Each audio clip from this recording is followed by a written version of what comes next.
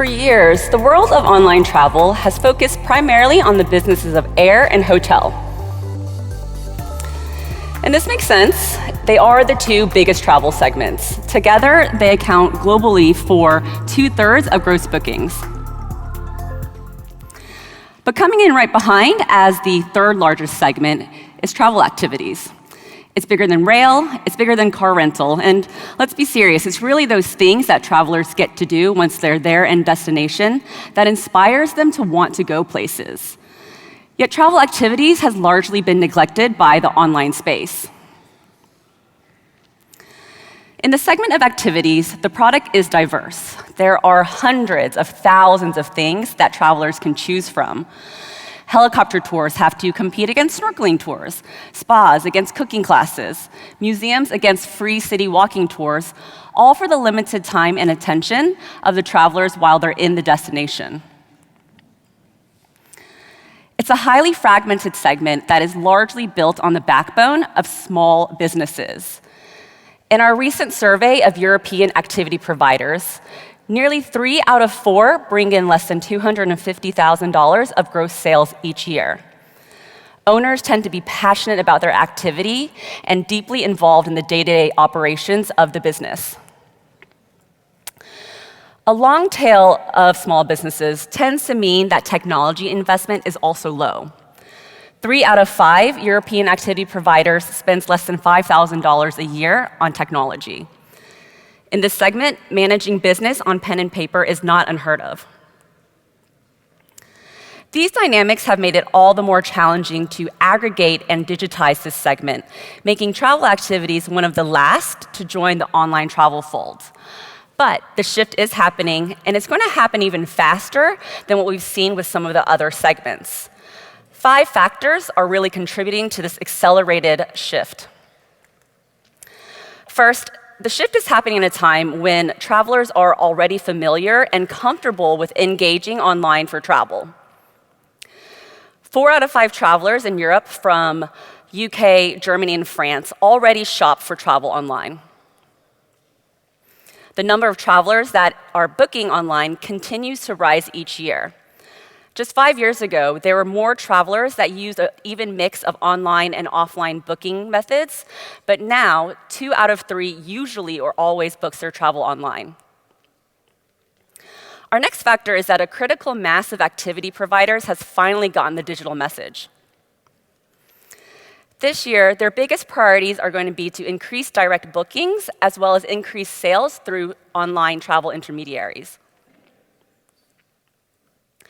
They've invested first and foremost in their direct online channels.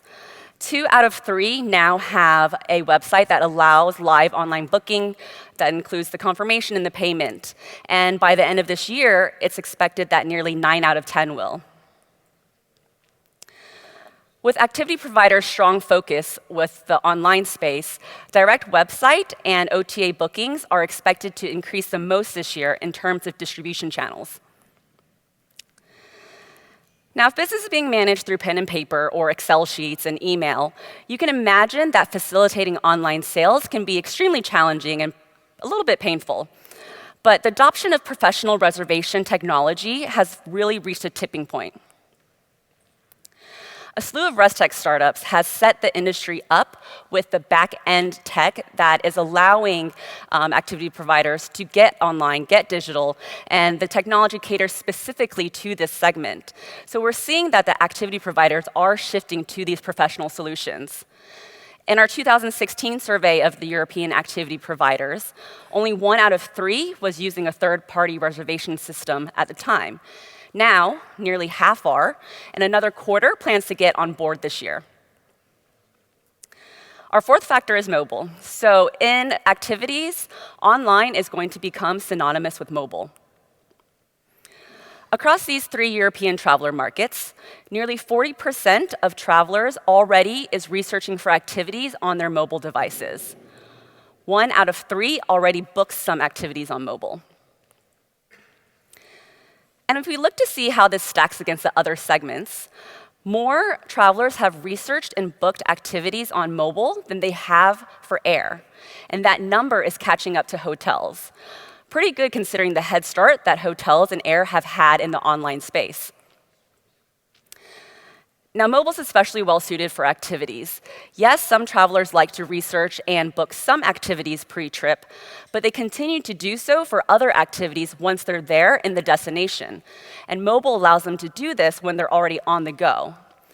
For years, our research indicated that the most popular use of a mobile device while in destination was to use a map. But now, researching activities and attractions has since surpassed that. Our final factor is the abundance of acquisition and investment activity happening in this segment. 2018 alone brought new contenders, strengthened the position of established travel brands, as well as the startups that are specializing in this space. Well-known brands like TripAdvisor, Booking.com, TUI, they all made acquisitions in this space. We saw new platforms like Touringbird come out of Google's Area 120 incubator. And then we saw more than $600 million raised by the startups in this space, both those consumer booking platforms as well as the res tech vendors. Already this year, we've seen more big investment coming in, and popular consensus is more consolidation is likely. It's still early days to crown anyone the big winner of the activities space yet, but all this action is setting up prospects for big online growth in the years to come. Now, please join me in welcoming our panelists as we dive further into the trends and changes happening in this space. Javier Arévalo, Managing Director of Beyond the Bed, Hotelbeds. Ram Papatla, Vice President, Global Experiences at Booking.com. Alessandro Petazzi, CEO of Musement, a TUI company. And Lax Poojary, founder of Touringbird, Area 120 at Google.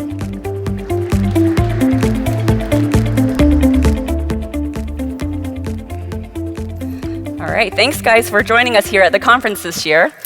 As I sit here and look at you on our panel, we have representation of some pretty big names. So I'm curious if you think that this is indicative of where the segment is or where it's heading in terms of consolidation. So let's start with you, Javier. Thank you, Alice. It's my pleasure to be here in front of this audience. Well, I think that as you have explained in the introduction, the tours and activities segment is a growing segment. Now it's the third largest one in the travel industry, contributing with 10% of the revenue. I think there is a huge appetite in the industry. Today, I had the opportunity to meet a lot of startups and consolidated businesses, but tours and activities is quite different than accommodation. So we are in a different level of maturity. So that means that in the last few years, I think from 2003 up to now, more than 200 startups have been launched with raising more than $770 million. At the same time, all the online big players, they are entering into this space. Expedia, Booking, now Google also, Hotelbeds in our B2B arena. So in my opinion, the answer is, the question is very controversial and the answer is not a yes or no. I think in a very short, medium term, my expectation is that it's not going to be a huge consolidation. I think there is still room for gaining more maturity in this segment. Many players will still play in the B2B arena and in the B2C arena. From my personal experience, so in the last 2 years in Hotelbeds, we did some first steps of trying to consolidate the B2B arena with the acquisition and integration of Trico, GTA, and Hotelbeds in the new Hotelbeds, and recently with acquisition of holiday taxis, no? In the transfer arena. But as I mentioned, I don't expect consolidation in a medium term, neither in the B2B or in the B2C space. So vote one is no. No. Next, Ram. All right. So thank you for having me here. I think my perspective is slightly different. I don't know how to answer the question because I'm still trying to figure out what's the baseline to make sure we have a great partner and customer experience. At least for myself and my team, we're still trying to figure that out. How do we get that doorstep experience where it's consistent? How do we make sure customers can redeem their ticket on their phone? You talked about mobile quite a bit here. And also, I want to make sure that the discovery process is super fluid from Bali versus Tokyo versus Amsterdam. I think we have a long way to learn, so I'm still in the learning process. Okay. Alessandro, you guys are one of the original startups in this space, so. Oh, but that's the thing. No, so I would say that in a way, the answer can already be seen at Phocuswright. When I pitched on Battleground as a startup in 2015, I remember that 1 out of 3 or 4 companies pitching there was a startup in tourism activities. That's not happening anymore, obviously. So I would say that there are relatively few startups left which are no longer startups, because obviously if someone raises $500 million, you can't consider them a startup. And you have consolidated companies. This morning, TUI announced that for the first time there were some numbers disclosed that Musement and TUI Destination Experiences jointly have revenues of approximately 600 million euros. So the transaction value obviously is higher than that. And that's the type of order of magnitude that we're talking about, with Booking.com, with Expedia, with other companies in the space. So I think it's either you raise huge amount of capital and then you can try and be an independent company and build a brand, or you're part of a much larger organization. I don't think that a company raising 10 million euros still makes sense today, whereas it made sense like 5 years ago. Max, thoughts? I think consolidation in this industry is inevitable, especially looking at my co-panelists. Like, they've either acquired a company or have been acquired. I think in the mid to long term, there probably will be more consolidation. Having said that, I believe it's not a zero-sum game. This industry is still evolving. There's huge headroom to grow.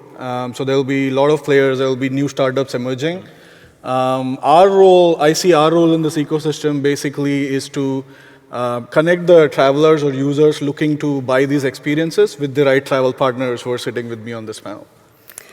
So you made a good point, right? We keep using these terms startups for some of these players in this space. And in 2017, Get Your Guide, one of the main consumer platforms here in Europe, they raised $75 million in one round. And at that time, it was like astonishing amount. And then a year later, these guys out of Asia, Klook, 200 million. Just a few months later, another 200 million. So what do you guys think investors are seeing in this space that they're pumping so much money in, given that the product tends to be a low-ticket item, right? I can buy a tour for like $15 over there. And thoughts? Well, I think that one of the main promises that, I've met a few investors in my career before the TUI acquisition. And I would say that they mostly like the idea of being behind a category-defining brand. So the big bet here is that there can be one company or maybe 2 or 3 companies, because obviously Asia is one story, Western Europe and the US is a different market. So there might be a few brands which become the definition of the category. And for that, you need to pump a lot of money in marketing, not only in product. I think the question, and I think the jury is still out to decide whether that's actually going to be the case, that, say, a company only specializing in tourism activities is going to, let's say, be top of mind, or whether customers will perceive this kind of products as an add-on to their travel, to their hotel needs, to their flights needs, to their package holidays.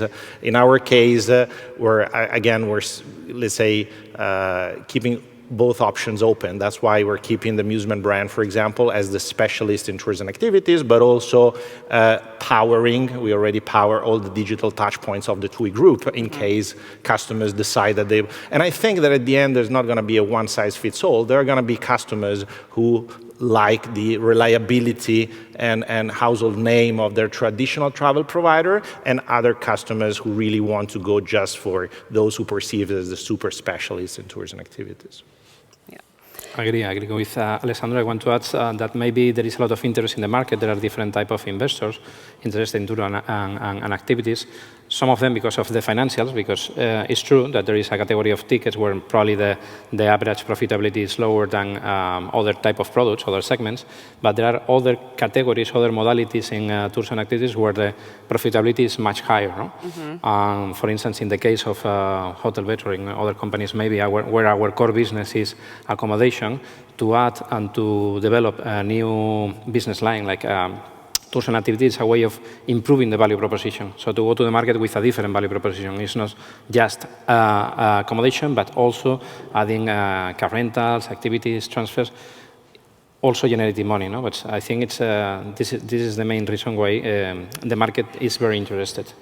And plus, Javier, and I think Ram will agree, I hope at least, but he will say that if you already have acquired a customer, whatever you sell on top of that goes straight to the bottom line. Exactly. So obviously, in terms of profitability, even 15 euros of margin can make the difference. Exactly. Yes. Yeah. I'm actually very excited about what the investors are doing. Okay. Believe it or not, because I actually think that building travel is about serendipity, right? If you can actually build a graph of users and their behavior during the day and really sort of learn that and catalog that in a way that it's super valuable to build the next sort of company or next sort of discovery, that is actually pretty smart. And it's really hard to do that unless you have years and years of data. And we've seen that in e-commerce, we've seen that in banking with financial sector. There are so many other industries where we're seeing that graph of data that has been used to spun up whole generation of industries. So actually, I love that this is happening in the space. If anything, more money should be raised so we can actually really think about that consumer sort of experience. And going off of what you said, Alessandro, who do you guys think has the edge or the advantage? Is it the person that already owns the customer, right, and then has more opportunity to cross-sell, upsell, knows the customer, or is it that specialist in the space that is truly dedicated to just the business activities? I think it helps to have the customer and the demand. But again, we're taking a very objective view of making sure that how do we actually reduce the friction for the traveler? How do we make sure we can do more? We have great asset from Booking Go, which is our transport arm, where we have strategic investments in DD and Grab to make sure our booking customer can use like a booking app to hail a DD car. I mean, that's what reducing friction is. So I think there's a lot to learn in terms of what that means, but we're not really going after demand at this point. We're really building sort of the foundation of this high-rise building, right? Making sure the plumbing is right, the payments are right, customer service is right. Because if I go to booking.com, I can't find an experiences tab, right? I have to have booked something with you, and then I get secret access into this booking experience at this point. Yeah, so it's pretty easy to explain. We have a closed user group that makes an accommodation booking, but today we announced that we're live in 10 cities. You can find us through, a simple Google search, obviously, and we're really there, top of mind now. We're going to be testing that over the next few months to understand, what does that things to do tab look like? Is it a very discovery point, or is it something else that we're going to treat it? So let's talk Google. So Google has a couple of inroads into activities, right? Obviously, Touring Bird is one of them, but also they have the Reserve on Google platform, and they have the Trips app, right, which now is available on the website, not just through a mobile app anymore. So Lex, do you see the need for all three in the future to, for Google to have these, three different legs in? Do consumers need it, or do you see, this shifting somehow? So I think these are different touch points for our users right now, but ultimately I think they will consolidate in one form or the other. It's to be seen when that happens. We're still in the learning phase. Our goal, so with what we are doing in Touring Bird, is primarily our focus is on the user experience part of the shopping for tours and activities. Specifically the discovery and the selection part. And what the Reserve with Google team is doing is they're focused very much on the booking part of the tours and activities experience. So I think in the future we will consolidate probably both these efforts. It's to be seen when that happens. And what do you guys think about Google moving more into this space? Does it worry you? Does it excite you? Does it help you? In our case, I think it's a new player It's a new entry into this space, but there is room for collaborate. I think compared with other industries, in the travel industry, something what is amazing is that nowadays there are collaborations with different participants in the ecosystem. So in the past we used to be in different clusters, but today, for instance, with Alessandro we are collaborating. We can become a supplier or a client with Google for sure, and with Booking. So I think each of us we can play a different role, and to me it's not we are not afraid of the new enters. It's an opportunity, I think. And we are already collaborating with all three of them. Well, the session before used the word frenemies. So are we frenemies or are we collaborators? Yeah, I don't think I'd use the word frenemies. I think it's really hard for any company to build, the capability beyond discovery, and that's something that I think Google knows very well, and they're very open about it. And we take pride in building, what I think is really going down to some of the things that you provided in your research report about digitizing the partners, making sure that they actually have value creation on this online platform. So that's the part we take pride in, and that part's really super hard, and it takes years to build that. So we welcome, opportunities to sort of have more discovery points. Yeah, and I would add something which is maybe a bit more specific, but trying to add something to the debate, that paradoxically, in Google Reserve, there's currently less competition than on Google searches, because in Google searches, if you look for Barcelona tickets, you might find the local travel agency with no technology, and just a couple of products that is bidding on AdWords and is there. Whereas on Google Reserve, it's only the big guys, who can afford the type of user experience and technology that Google demands to provide a good customer experience. So if that remains the case, in a way, it's, at least in the short term, is great. It's even better because currently they're not asking us any money for the bookings that come from Google Reserve. Not sure how long that's going to last, but as long as it's there, I take them all, Good point. So, in Europe, the tour operator market is especially important, and obviously we can see that from representation on this panel. So now that some of you guys are making it so much easier for the customer to go book the activities themselves, does this pose any kind of threat to the traditional tour operator model or market here? Not for me. I'll go first, because for me, the way we think about FareHarbor, particularly as an asset there, is we are helping the partner actually figure out how can they increase their distribution, both walk-up and online and other forms, or bookable through their own website. So we think it's highly complementary. We've grown like crazy in Europe in the last few months since we opened FareHarbor in Europe. So I think it's pretty complementary to our strategy. I think what we're learning is the market is very different than particularly Asia, which is more dynamic and pricing is hard to understand. And of course, different than the US, which is highly managed and a little bit more advanced in terms of tech. Yep. So we're some surprises there. Yep. I totally agree. I think the traditional tour operators, they are doing their own transformation to the digital world, so they are following the rest of market dynamics. And we particularly, we are playing a role there, no? So we are helping to reach this digitalization by using our platforms as a technological platform. So they can be commercial relationship or technological relationship, but I think they are moving to the dynamic world, and we can collaborate and working together. So I think it's a trend, I think. Well, I think I have a pretty good vantage point on that, because we've been acquired by a tour operator, right? So we're now one of the drivers of their digital transformation. And the strategic rationale for the acquisition had to do with the fact that TUI clearly had a lot of customers, like 21 million customers, and a lot of products in destination with 9,000 people delivering the excursions. What they were missing was, on one hand, the digital platform to communicate and distribute digitally all these products to these customers in an efficient way, and products in city destinations. So typical TUI products are in Sun and Beach destination. The Musement legacy products were typically aggregated in cities. So these are the main reasons for the acquisition. On top of that, for sure, one might argue that the moment that we have multi-day tours on the platform, we might conceptually be cannibalizing some of the reasons why people buy a package holiday with a tour in the first place. But again, there are plenty of books of companies who made the mistake of thinking that internal cannibalization was a bad thing and being then cannibalized by competitors. So I think it's a very smart move to say, well, if that cannibalization must happen, it's much better that it happens from a company within the group than outside the group. Why do you think Thomas Cook hasn't done it yet? Oh, well. You don't have to answer that. Controversial Okay, so I noticed that everyone is very nice on each panel, so I want to keep it.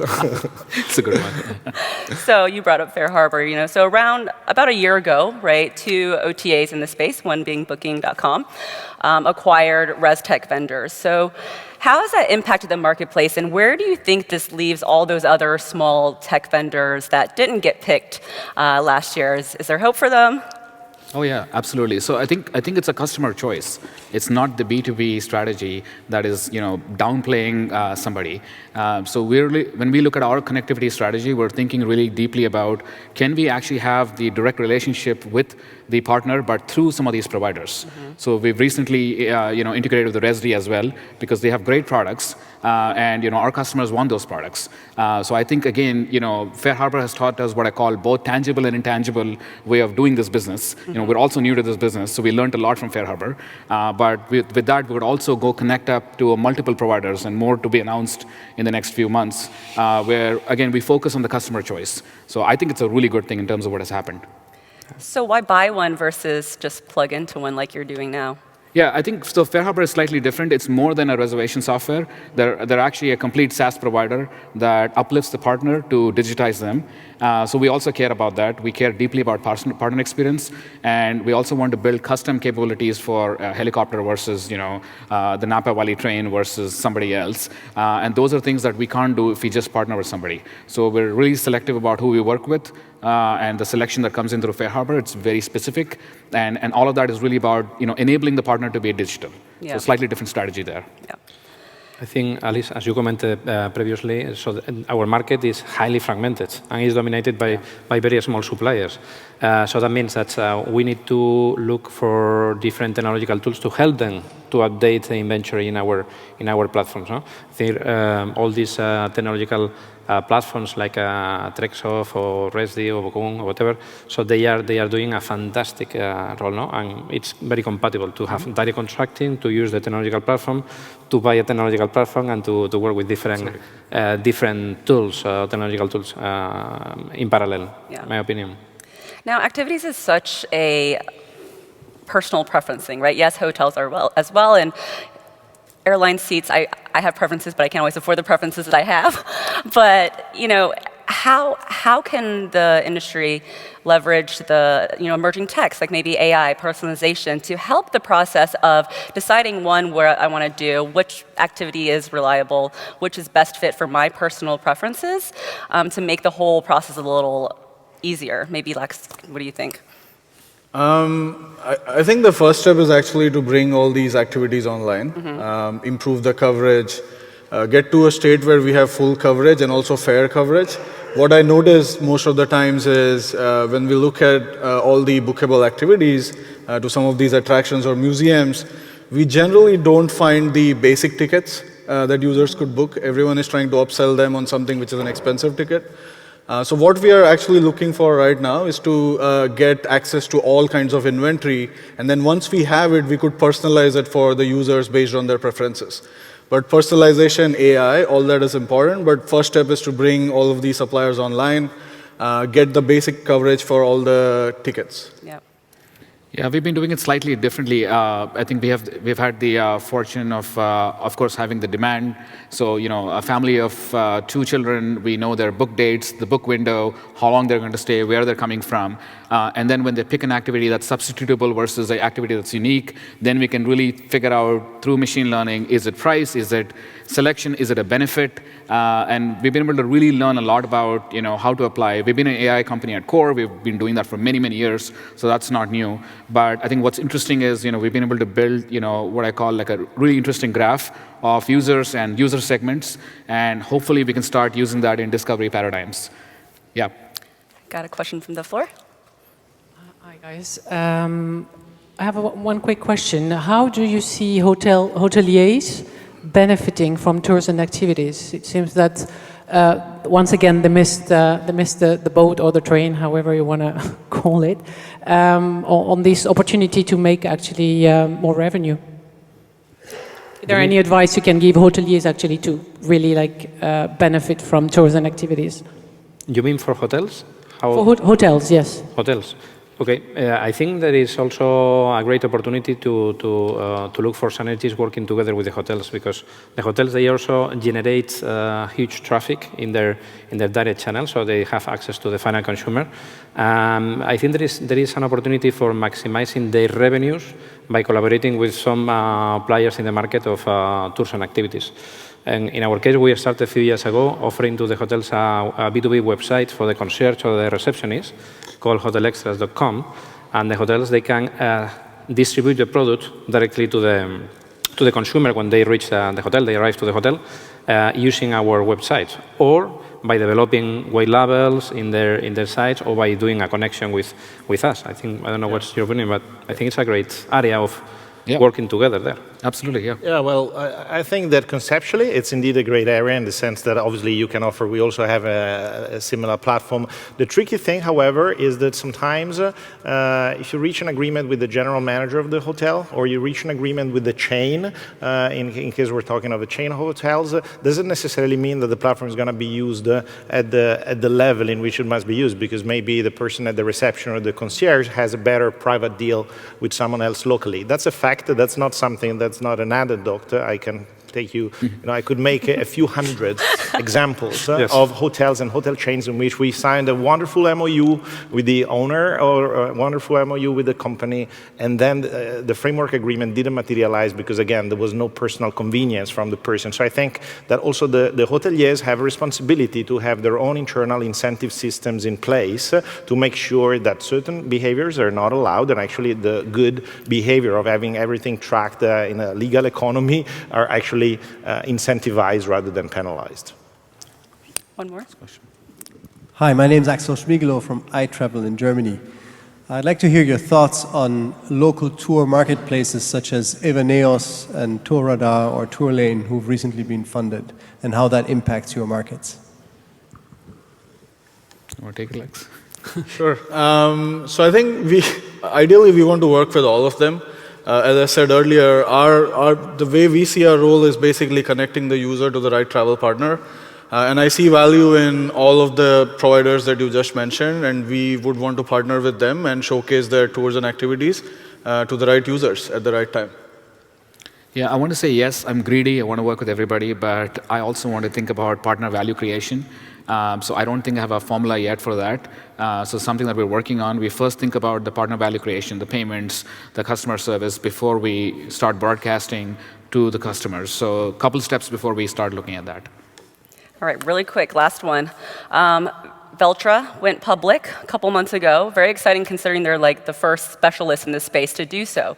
So who's going to be the next one to follow in their footsteps? It's just a guess. It's just for fun.